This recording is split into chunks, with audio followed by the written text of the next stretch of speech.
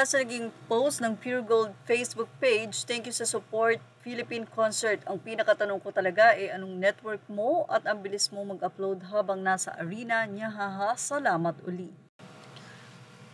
Mula naman sa True Music, grabe yung performance ng SB19, worth it, napakagaling nyo, P-Pop Kings talaga.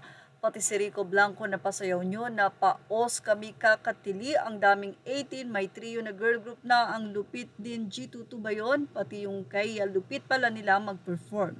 Live na live din.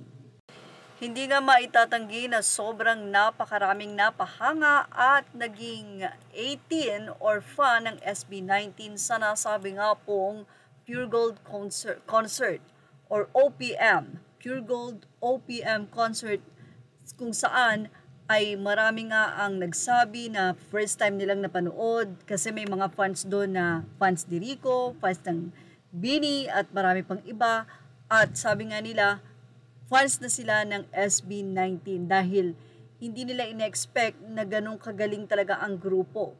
Kasi parang what you hear, what you get sa kanila.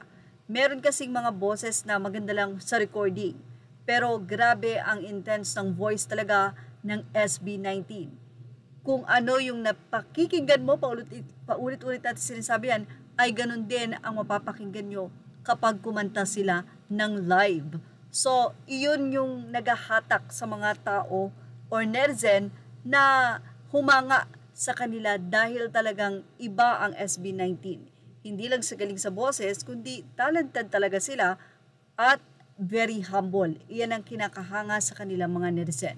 At alam nyo ba na hindi lang tinatawag ngayon na King of Pop or P-Pop ang SB19 dahil sa tanang history ng Pilipinas at may mga boy band talaga, SB19 ang talagang sumikat at ngayon ay nakikilala na internationally.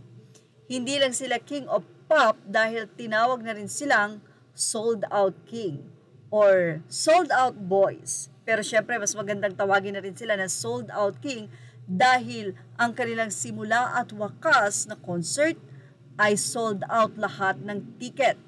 Sigurado din na mga susunod pa na pupuntahan nila para sa kanilang world tour na simula at wakas ay masosold out din.